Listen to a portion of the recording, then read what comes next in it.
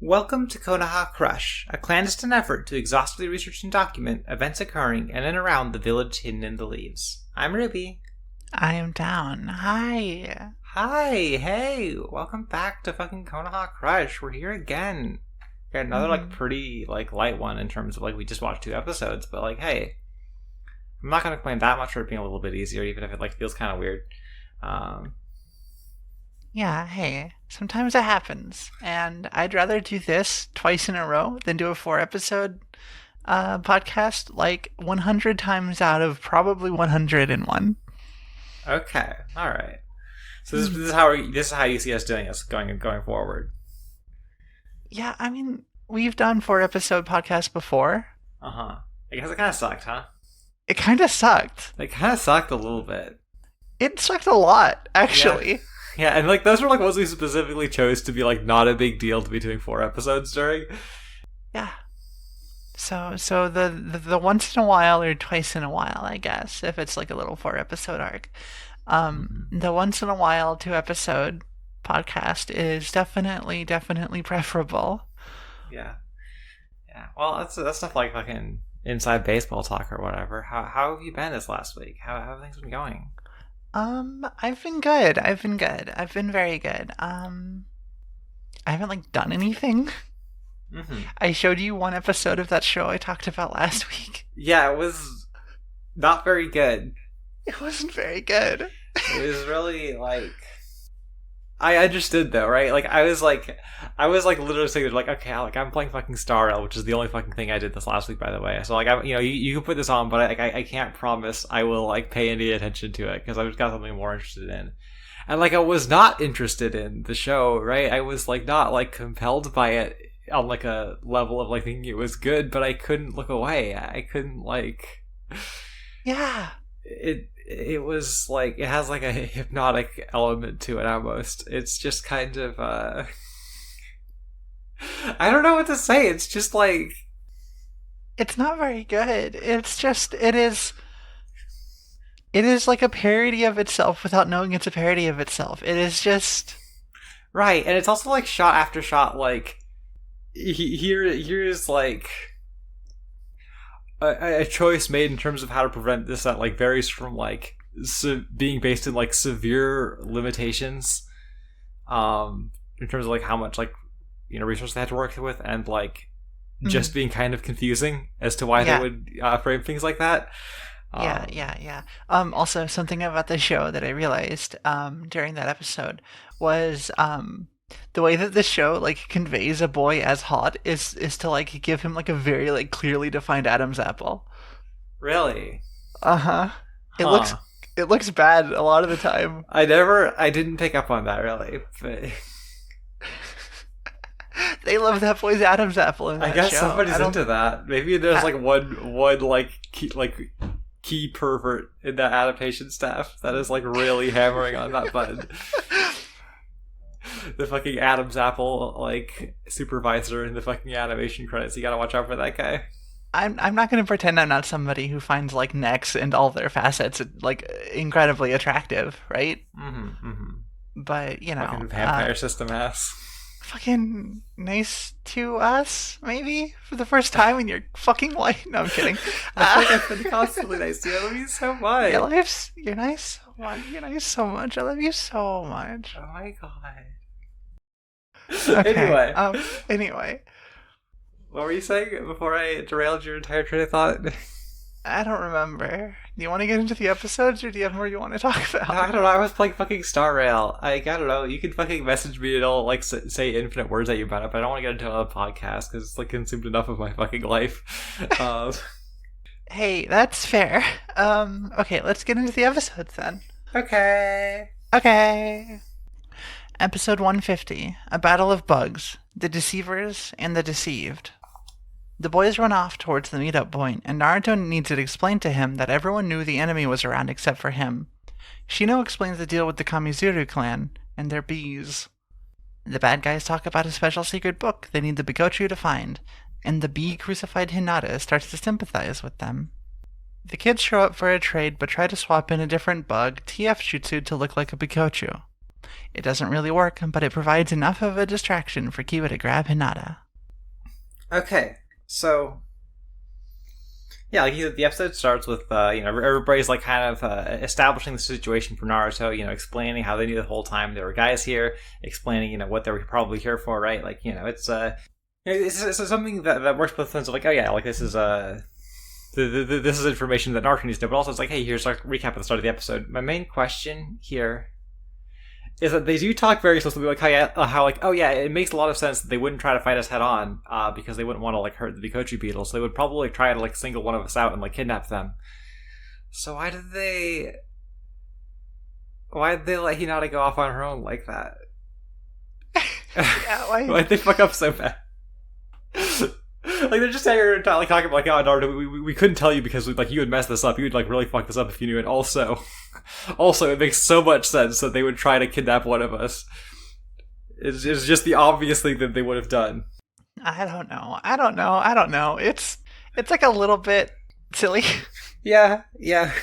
Like it just puts like a little too fine of a point on like, oh, you guys let this happen, huh? Right. Yeah, like it is like refreshing what happened to the audience and like justifying it to them, but also it is like creating like a big hole that like I don't know if they just didn't think about or what, right? But yeah.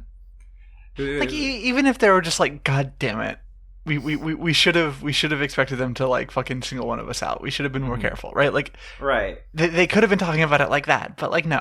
It's just like, oh yeah, it makes perfect sense that this is what they would do. It's just the natural conclusion of that I came to as the guy who had like been analyzing the situation the entire time. As the boys are like kind of for further establishing their understanding of the situation, like Shino recognizes some B stuff. He's like, oh shit, these must be the Kamizuru clan. These are these B guys that like a long time ago they tried to like destroy the Hidden Leaf Village by like sending the biggest possible swarm of bees directly into the fucking center of the city. Just standing on the fucking outskirts of the village, just making like a million fucking bees fly through the air in like terrible bee formation. Just like I feel like they talk about how like the Aburame clan like intercepted this. They had like a fucking like terrible bug war in the sky as they just like sent like millions of like billions of bugs up in the sky to like fight each other and like fight off the bees, right? And they talk about like how this failure like led the like Kamizuru clan to like fucking ruin. They were like basically shunned in their village, even and like the Aburame clan were like, these are the real like best like bug guys in the ninja world, right? Mm-hmm. But I feel like historically, right, mm-hmm. the benefits of being like the bug user guys is like, there's like a level of subtlety you can do when you're like controlling bugs to go and do stuff, right? Like, like Shino's always just putting his bugs in places without people noticing. That's like his thing. Yeah.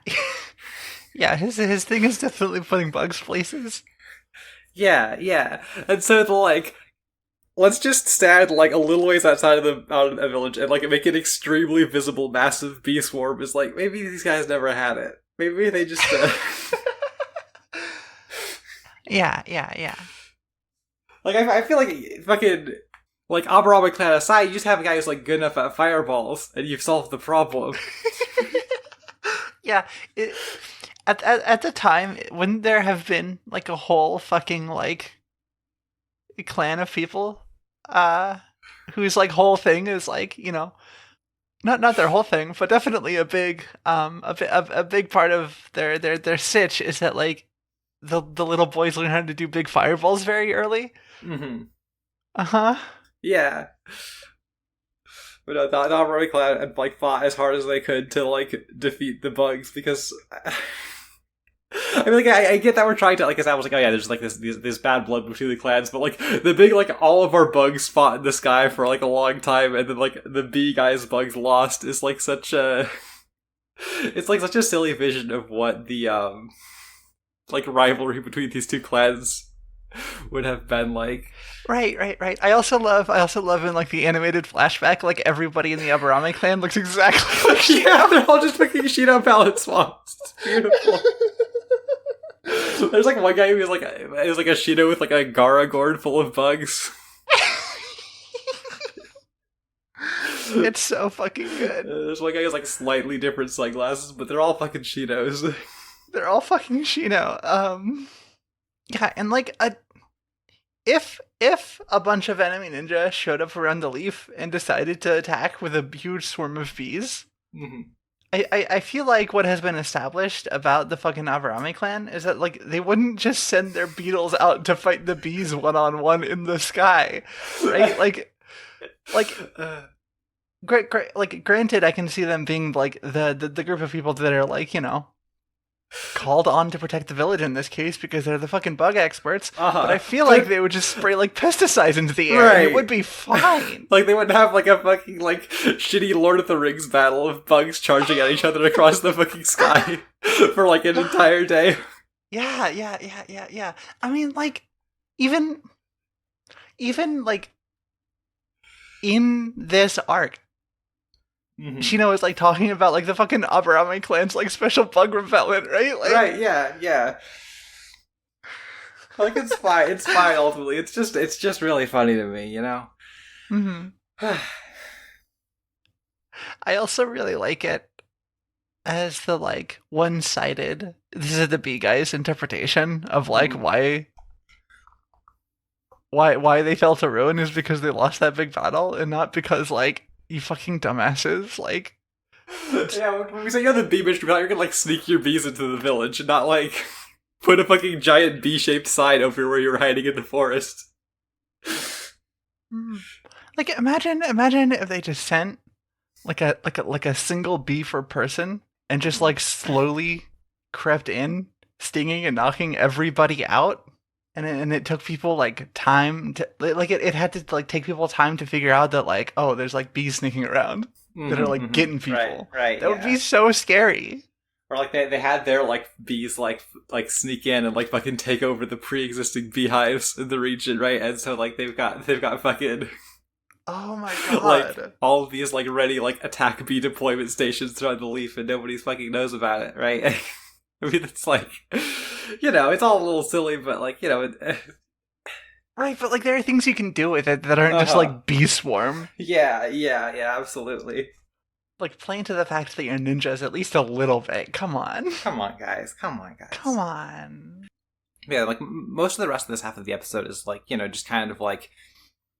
Just sort of like establishing, like honing in on like what the like, you know, stakes are for like everybody involved are, you know, just kind of like giving us the audience like a picture of like here's what everybody like wants out of this, here's what everybody is like trying to do, here's why like everybody is invested in this, which like kind of like a huge breath of fresh air in some ways, right? Like the fact like we've got like okay like the fucking Kamizuru clan guys want their like secret book of like fucked up evil bug techniques, right? Like maybe that's why they didn't know about all that like stealth shit is because they're fucking like clan elder like hid away all of the like cool things you could do with bees. Yeah. Like, you know, yeah, all they know is the 3 different techniques to summon the same swarm of bees. We'll get into that later, but god damn. Right, and like, you know, we have like the boys are like arguing like, oh shit, like should we like give up the beetle to save Hinata, or like should we like try and like, you know, respect the fact that Hinata like really wanted this to happen, you know, they have this sense of I mean, there's like, you know, it is like a reasonably character argument, but it's also like just like establishing like, hey, everybody has like personal stakes here. Everybody like cares about this mission like beyond the like tenuous Sasuke connection we know isn't going to go anywhere. And like there's like like, you know, like us the viewers like know that like okay, the Kamizuru clan isn't gonna fucking achieve shit ultimately, like no matter how this goes, because like Tsunade doesn't give a shit, right? Like, Tsunade like read their like fucking file and was like, okay, whatever, and threw it in the garbage, right? But it's still like, okay, but like, you know, to the kids, it's like real to them to be like, oh shit, these guys are like trying to get their like secret bug techniques back and try to like destroy the leaf with their like fucked up super bug attacks. Right. You know, like it like places a pressure on the kids at the level they exist at, right? Yeah. Right, like there's still like 3 adults. Yeah, absolutely, right? Which is like, again, like something that I feel like this arc has like been doing right in a way that like the rest of these haven't really. It's like on that front, it's like pretty satisfying, right? Like, I mean, there's like a little bit of Hinata being like, oh wow, these guys are also like trying to like, you know, find you know, like they're also trying to like, you know, prove themselves and, you know, everything, which like doesn't like really go anywhere. Like she doesn't really have like a connection with these people. She doesn't like do like have like a Naruto moment of like befriending them or anything. But like Yeah, she's not like it. Like it doesn't turn out that like Hinata is like, no, wait, we can work something out. Like we can both get what we want. But like Right. it And is. like ultimately these people aren't really interested in it either way because like we basically know that they have like okay if our like plan doesn't go right we're just gonna kill children, right? Like that's where they're at. But like Yeah. I do think it's kind of fun to have you not like also have like one of those moments of like oh wow I can like also recognize these feelings I'm having in like my enemies or whatever, right? And like Mhm. it would have been more substantial if they did anything with it, but Well, yeah, absolutely. it's just like maybe like a nothing thing to say now that I've like said it like that, but like whatever. All right. Well, I mean, like, is there really anything else to talk about this part? Yeah, I mean like they're like the events that play out at the end of this half of the episode that like lead into the next half, but like I mean you basically covered them. We'll get into like the fight that they have after that, like once we get to the next part. Okay. Ready to move on then? Yeah. Okay. Turns out Hinata and the Kamizuru goons were wax clones the whole time, and the boys are swarmed by bees. The real Kamizuru guys show up and they have a little tussle where the boys manage to slip away unharmed. Kiba and Akamaru follow Hinata's scent to a big honeycomb dome. They find her and free her from her wax cocoon and immediately get tipped off to her being a fake when she hugs Naruto without being a freak about it. Shino stops her from sticking a paper bomb on Naruto, and she turns back into the Kamizuru lady wearing Hinata's coat. Meanwhile, the Kamizuru boys are tying Hinata up in a river over the mouth of a big, scary underground waterfall thing, with bees ready to cut the rope if there's any funny business. Bee Lady drops the boys in a pit of giant chakra-eating bee larvae, and Hinata resolves herself to break free before using her fine chakra control to shoot water needles at the bees around her. She misses one, and it cuts the rope. Also, the Bee Lady has a giant bee now. Right. So like the like meet up immediately goes sour as it becomes like a very very apparent like nobody fucking here trusted anybody else enough to like actually bring the thing they're supposed to bring. So it breaks out a little bit of a fight. There's a thing where like they're all getting swarmed by bees and like they're trying to like slash the bees, but some of them are like fake bees full of honey.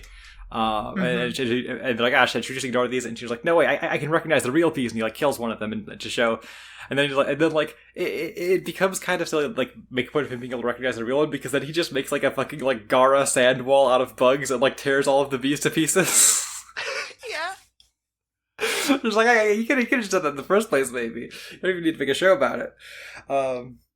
And like then the Kamizuru guy send more bees, and he's about to do it again. But it turns out these bees have fucking paper bombs on them, and I have to say, like the like rapidly fluctuating power of like a paper bomb is beautiful to me because this one just kind of pushes them like off a cliff without like harming them at all. Mm-hmm. They don't even have the like fucking like scratches on their like clothes and like face or anything, right? It's just like they're fine. They just got kind of knocked back. It's like a non-damaging crowd control effect. Yeah, that's normal. That's normal. The other thing I kind of like when they're like having this standoff is there's this moment where like she like recognizes that the Kamizuru clan and like the leader girl is like surprised for a moment, and then she like starts smiling about the fact that like fucking she like the Aburame clan still knows about them. It's just like a really funny fucking like pathetic villain thing. That's really good.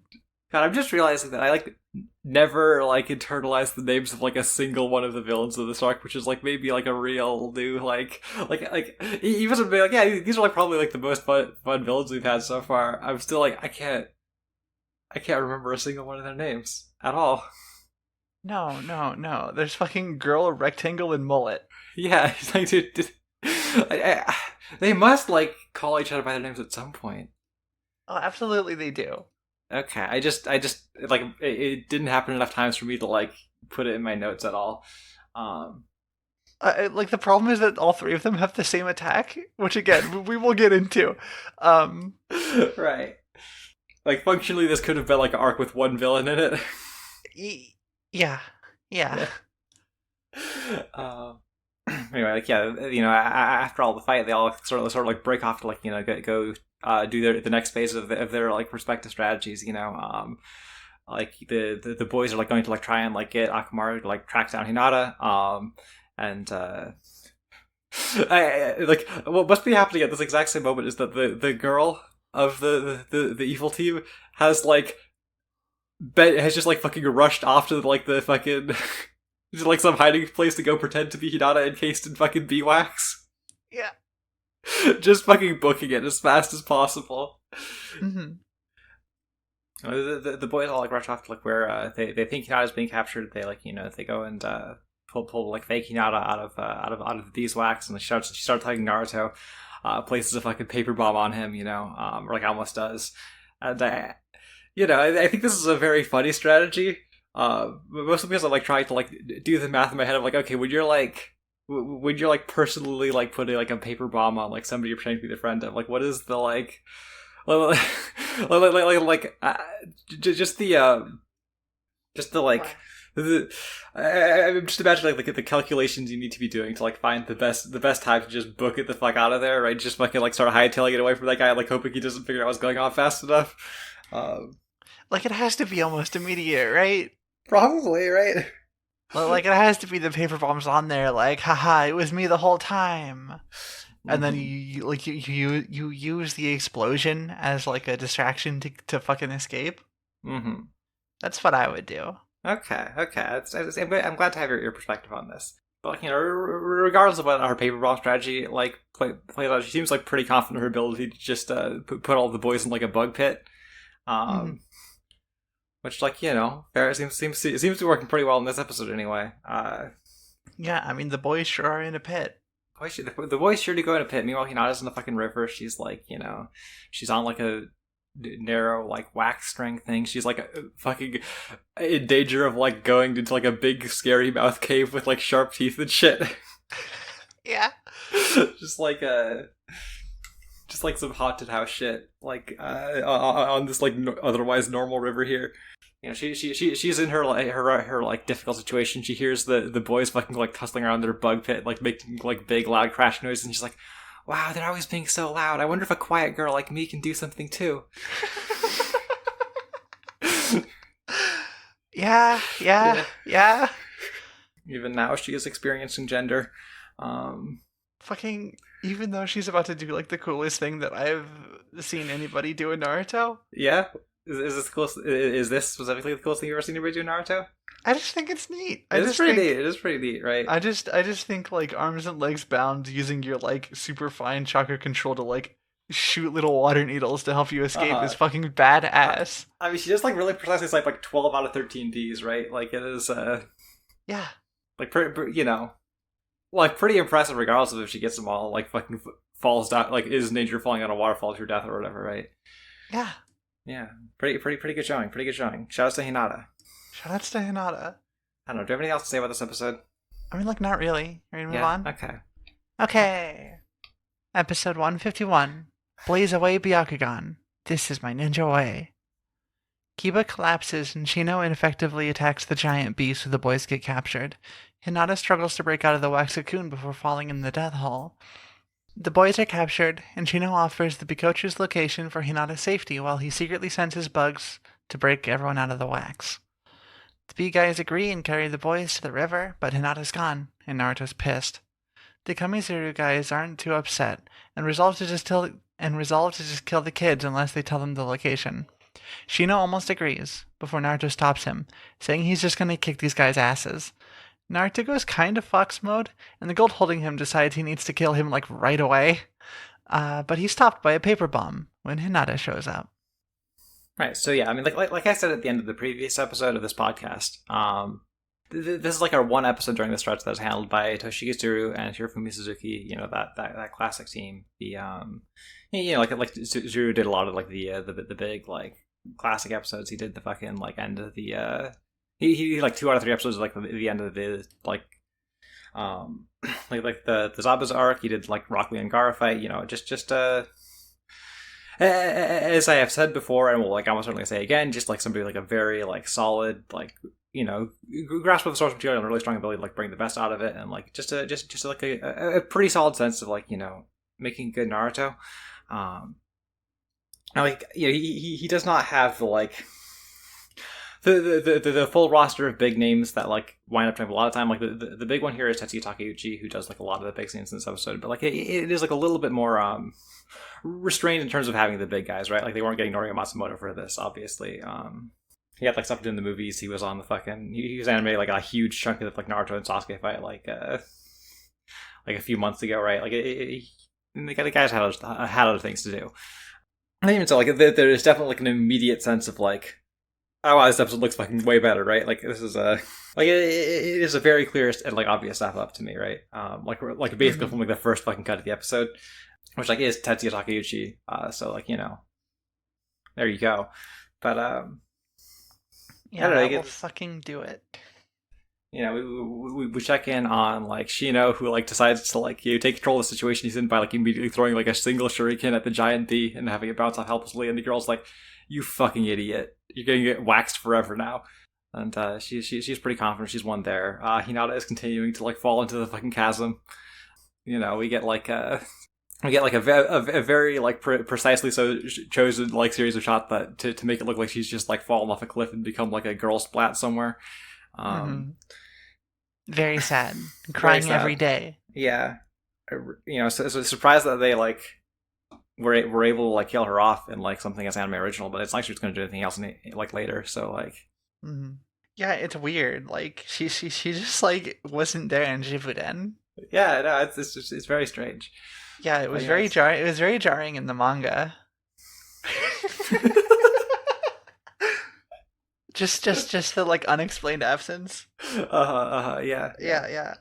Yeah, like in the manga canon, right? Like Naruto comes back and like, yeah, Hinata died in some bug mission. You weren't there for Naruto. Don't worry about it.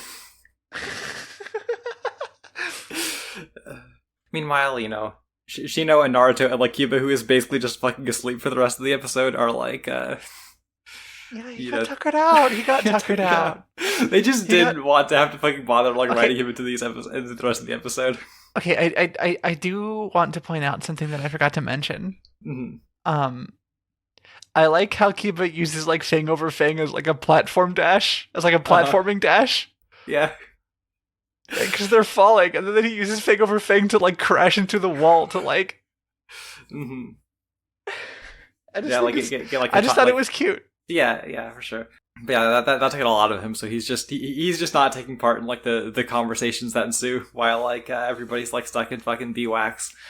The Kamizuru clan continue to kind of not really make the best showing as bug users at all, like chiding Shino for like, I can't believe you're the fucking Aburame guy. You're like supposed to be so good at bugs, and you got hit by a fucking big bee blast. You fucking idiot! And he's just got his like tiny little bugs, like obviously sneaking into like out of the like he's got his tiny little bugs, like obviously like sneaking into fucking like Naruto and Kiba's like wax cocoon, like obviously his own also. They don't have any fucking like counter for that. Yeah, right. Like, what are they gonna do? Suck all the bugs out of his body? Fat chance. They just gotta like cover him with something the bugs don't like, so they all like stay inside of his gross body the whole time. It's so yucky to me that he just has like thousands of bugs in him all the time. It's fine for him though. He likes it. He likes it like that. Like, I want to know what organs aren't working right. Right? A bunch of bugs like manually pumping his heart. It's okay. It's not that yucky. It's not that yucky if I stop talking about it. Yeah. She's trying to do what he can from his position to like continue to like go the Kamizuru clan to like doing what he wants. He's like, yeah, hey, I mean like I'll tell you where the fucking Bikochi beetle is if you like bring it, if you if you like let Hinata free or whatever, right? And like you're in your fucking wax cocoon, you're not doing shit. And he's like, okay, but you're still not finding it. And they're like, god damn it, he's right. just these guys like constantly fucking thwarted at every turn by this like extremely serious child. Bad day for them. Bad luck for them. Not a great showing. Like at the same time, Naruto's like expressing doubts about if Hinata's going to be okay, and Shino's like, no, you should believe in her. And like it's like it kind of like adds to the weirdness of Naruto's presence in this arc to me a little bit. That he like winds up being in this position to like the person who's like, oh, who is like worried that Hinata can't do it and like has to be proven a little bit wrong, right? Like it's like a weird thing to put on him, right? Like, yeah, absolutely. Like it feels like this could just as easily be like it could just easily be like the Kamizuru guys being like, maybe they heard about the like fucking they heard about how the tuning exam went. How the tuning exams went, and there's like the clear like weakling in the Hyuga clan or whatever, right? Like they could just have had their own like preconceptions about how Hinata was to like be wrong about it. And it's just like very strange that like Naruto has the burden of being like needing to worry about Hinata and like being surprised that she can do anything, right? the Kami's are kind of like convinced to go and take them to like where Hinata is, but they've got all their like fucking evil guy smiles as they do it. So like, they're like up to whatever shit. They arrive at like the river where like Hinata was to find that she's like gone. And like presume, and they all just be like, okay, well, I guess she went down the river and died. That's a wrap on her. And like she knows just like continuously like throughout this whole scene just kind of like fucking like he's doing his best to keep like playing along, keep getting keep getting the Kamizuru guys like worked up and everything, right? And Shino's doing his kind of like he's being very calm about it. Naruto is like not really like picking up on what he's putting down here, so he just decides to start getting angry in classic Naruto fashion. He like he said near summer, he goes like a little bit fox mode. It's like it's kind of fascinating to me how like often these like anime original arcs like just sort of like almost pull the trigger on it and then just like scale back, right? Like he gets like it like he gets his eyes like kind of scary this time, right? And then he like flashes it and the guy gets all scared and is like, okay, well, something's fucked up with this kid, so I have to kill him right now or something bad is going to happen. Right, yeah. Like it's just like fascinating to me like how much they like they don't like press on that really, right? Like I don't know if it's just like something that they were like some guidelines about like not like leaning out too heavily outside like the occasional like suggestions of it, right? Like there's like the bit in the like first like arc of the section where they're like in the fucking Orochimaru base where like it looks kind of like Naruto is like going fox mode, but he's actually like activated his like worrying about a girl superpower or whatever to break out of the triangle. And like here he like does a little bit and like he just stops, and like ultimately I guess it's because like this arc isn't about like Naruto really handling it anyway.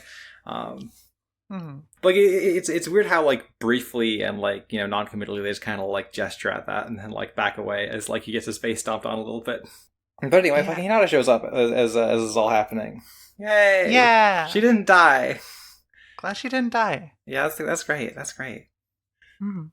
The goons throw a swarm of bees at Hinata, but she uses her cool defensive variation of the 8 trigram 64 palm and fends off the bees. Shino explains how hard Hinata has been training, and breaks out of the wax cocoon with his bugs. After just telling Naruto the wax is pretty weak actually, Naruto gets out too.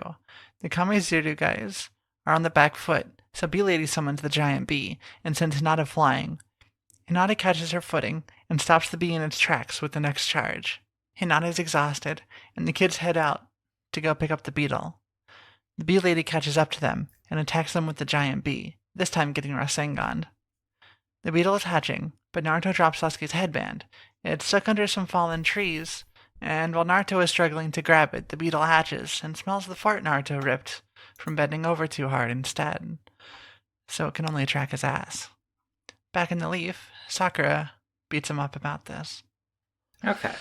Alright, we've got the situation where we're like, alright, this is how the fucking episode is. We have to think about that before we go back to like the stuff that's before that happens. It's like, alright, this is like pretty good actually, right? Like they actually let Hinata like step in, like fucking handle it alright, right? Like I feel like they don't really like completely undercut her at all, Yeah.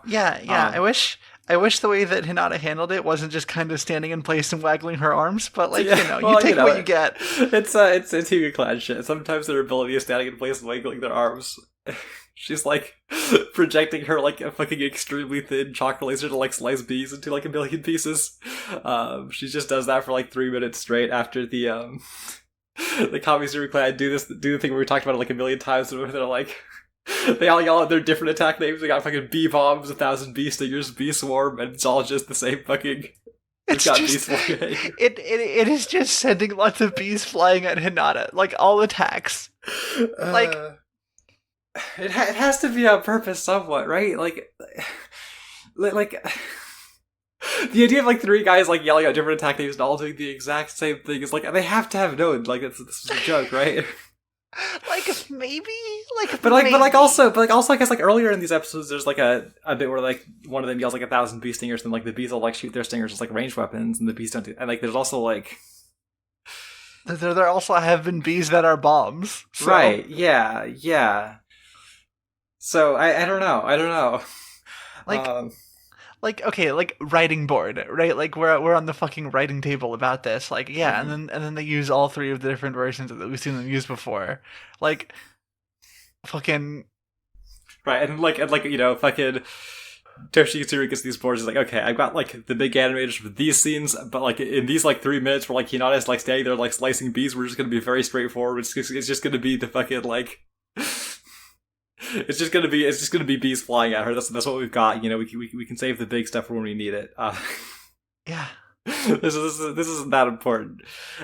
Also, like, is this just what like fucking Hyuga clan people do? Is they stand around and like attack swarms of things? I mean, it's not the only thing they do, right? Like it's been like a inconvenient like. Well, it's been like kind of a coincidence that the last 2 times that Hyuga has done anything on screen, it has been like destroying a lot of like bugs or spiders. But like, you know, it's not the only thing they do, right? Okay. Right. I mean, like ostensibly the 8 trigram 64 palms is like you just hit all the chakra points when a guy gets too close to you, but then you can use it for other things. It's like a rush down. Like here's a handful of super precise hits that like if you hit all of them, like 100% for sure knocks a target out. Mm-hmm. Sorry, I just started thinking about how in the anime they have fucking Nejigo 8 trigrams 128 palms. Like that fucking means anything. That's so fucking funny. Like he just yells a bigger number and then keeps punching spiders. I'm gonna be punching for like way longer this time. I'm gonna need to punch way more than 64 spiders. Let's just double it and see how that goes. Yeah, not that fucking matters like anyway, because he definitely punched more than. This is such a fucking tangent, but like, goddamn. Goddamn. And Naruto is like shocked about Hinata's new technique, and Shino's just like, Naruto, like you haven't fucking looked at her since the Chunin exam. She was just off screen the whole time. She could like fucking learn new jutsu. Like, what do you think you were doing at that time? Because she was just doing fucking nothing. Naruto doesn't know about object permanence. Right. Hinata is only trying really hard when when he can be looking at her, and the rest of the time she's just a girl. Yeah. And like he feels bad about it, right? Like he hasn't been there to like look at her so she can get stronger in a while, but he just had other things to do, right? Mm-hmm. Yeah. He had like Sasuke stuff going on. Yeah, he had Sasuke stuff going on. I mean, they like break out of the cocoons, and Shino's like, yeah, actually, it was my plan like all the time, the whole time, just get like fucking like wax encased because I knew they wouldn't think about how I was full of bugs. And you can get out now. And Naruto's like, that's great, let's go fight this guy. She was like, no, let Hinata handle this, it'll be cool.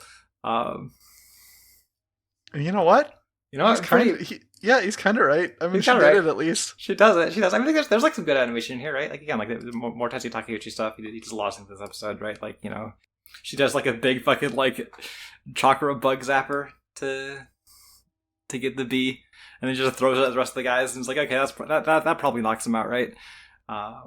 You know, it might as well, right? Like, it's not like there's anything gained by the fact that like the girl one has to come back and get Rasengan later, right?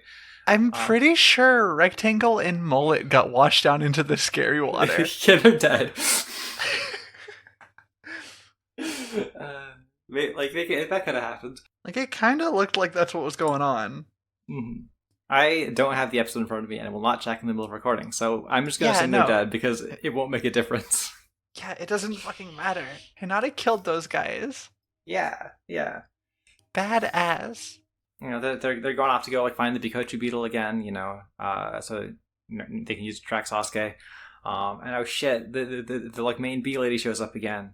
And again, like this is this moment of like this like unnecessary, right? Like the thing is like the reason like the like central thing of the arc of like how Hinata wants to like prove herself is like happened, right? Like she beat them all, she won, but like so she goes back here like primarily to like set up the fact that Naruto is going to like misplace Sasuke's headband and then fart on the bug.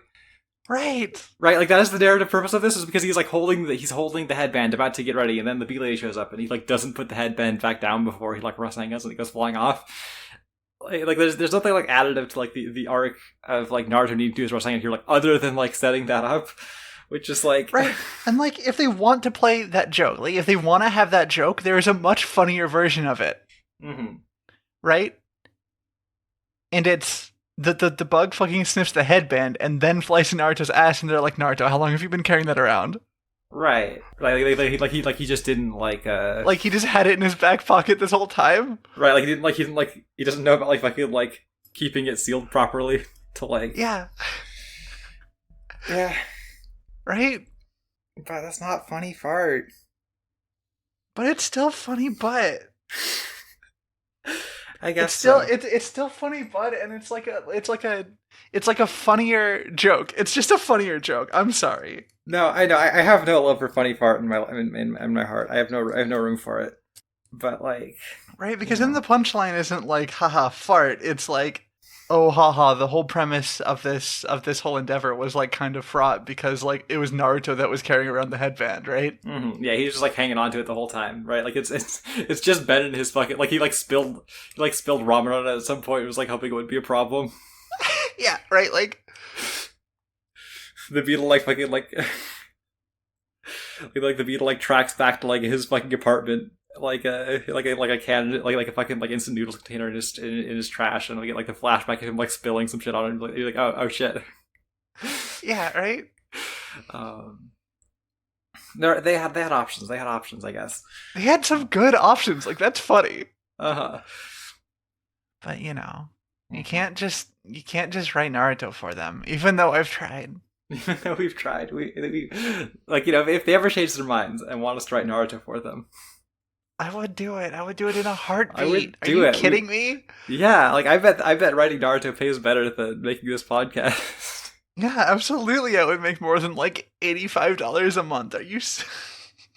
uh, Uh, like it I guess like even beyond that, it is definitely like a little bit like it kind of like loops back around. Like, why is this arc about like Naruto being here? Why is like this arc about trying to find Sasuke when like those two things need to add up to like nothing happening, right? Like, right. like the fact that these elements are like introduced into like a story that's ultimately about like Hinata and like her teammates like choosing to like put their trust in her, right? Is like the fact that they're all like ultimately like sort of like make sure that it can't really like go anywhere, Yeah. and that's like kind of frustrating, right? Like it really It's really frustrating. there was never any point where it's like, oh, that's why Naruto is here, other than like he's the guy that is in the title of the show, right? Like, Yeah. and like ultimately like maybe that's just the reality of it, but like it really does feel like it'd be better if it wasn't here, right? Mm. Um, I guess like the last thing I want to talk about is like when they get back to the village, we have this moment of like everybody like, oh, Hinata must be like crushed about like the mission failing, but like it turns out she's actually like doing great, and like we have this cut over to like like Hinata at her house and her dad being we have this like non-resolution of like her dad being like happy that she like isn't sad about like having failed the mission or whatever, when it's like That's not like, the guy he is. right, like like that's the guy that he is the guy that was like like the guy that is this guy that like would make her have that like sense of like responsibility and like self-loathing if she like fucked this up, right? Like like it is so weird that the conclusion we get to them here is like he is like, oh good, she's like gotten over the bad shit that I did to her, and I'm happy about this, and I'm like, I guess he's gonna be nice to her now. I don't know what I'm supposed to make of it, but like it doesn't. It's like this complete failure to connect back to like the setup at the beginning, which I thought was like pretty good, right? Like it's like It's a complete failure to like relate back to the whole fucking like groundwork of her like familial relationship with her father, right? Like it is just it's just nothing. It's just like I don't know why this makes it okay. I don't know why like she just comes home and her dad's just like a different guy, and it's like fine. okay, yeah, he got replaced. I just don't. I don't know. It's like a really disappointing like note to end this on. Yeah. Yeah. I don't know. I don't know. I mean, like, is there anything else to talk about? Right? Like, Not really. Not really. Right. Like that's basically it. okay. Well, what are we watching next week? Well, next week, we are getting back to like just doing 3 episodes a week until we like reach the end of the original run of Naruto. We are covering episodes 152, 153, and 154. Nice. And hey, if you can't wait, check us out on Patreon. Patreon.com/Konoha Crush, all one word, Konoha Crush. There you get episodes up to a week early for just $3 a month. And for $5, you get access to our bonus show, Narukai Uzumaki, where we talk about like isekai and isekai adjacent things. This month we're watching through Grimgar, and so the episode of that is going to be up pretty soon. And then after that, I don't know if it's okay to announce this yet, but We we're can totally going announce to this. yeah. For the next bonus show after Grimgar, we're going to be watching the Sword Art Online movie. And more importantly, we're going to be in the same fucking place when we record it. Yeah, kind of like an experimental, like, how does this work for us thing, right? Just Mhm. probably might be a little bit of a looser episode because we're probably just gonna like watch that movie and then record it. But like, Yeah. it just seems like the best bet because like otherwise, like, Otherwise, otherwise we wouldn't record something. right? Like otherwise, like, you know, I, I mean, I can't promise like we won't watch any bad isekai anime while Down is out here, but I feel like us sitting down to like watch like a full show to like prepare for recording. You're like, that's not happening. That's not happening. No, That's like a like level we're of gonna notes I'm like not taking for yeah, we're gonna watch the fucking movie. and then like after that we'll finally get back to having polls. I promise you. I fucking promise, okay? Promise. It'll totally happen this time. It'll totally happen, okay? Okay? Believe in us, Okay. okay? Believe in us, okay? Okay. Well, while we're still on the Patreon, I want to offer a very special thanks to our joining tier patrons, Izzy, Maple, the only ninja with a gun, and friend of the show, Rife. Check out their streams at twitch.tv/subspaceskater. All one word, subspace skater. Any images we talk about during the show can be found on our Twitter, twitter.com/Konoha Crush. We have a Tumblr now too, KonohaCrushcast.tumblr.com. Maybe one day we will remember to post on either of those. Maybe. Maybe. I stream on Twitch, twitch.tv/GuinevereTeef, GuinevereTeef. I also stream on Twitch at twitch.tv/VerdictVelvet. Yeah. Yeah. So, I'm gonna be streaming Tears of the Kingdom like basically as soon as it comes out, like that Friday. And then it's going to be like the only thing I stream for the next little bit until the visit starts, and then maybe during the visit. Who knows? Who knows? Yeah, I'm still gonna be streaming like my weekly like Fire Emblem stream as I work my way through all those games. I'm still working my way through Chrono Trigger. It's just business as usual over there. There's no like, I was considering maybe I would get into like streaming Star Rail, but I kind of want to play that on my own, so I'm probably not gonna stream that like a ton right now. Yeah. Is there anything else you want to mention? No, I'm not doing anything fucking else really. Okay. Badass. Badass. Badass. All right. Hey everybody, thanks for listening. And remember, there is no such thing as filler.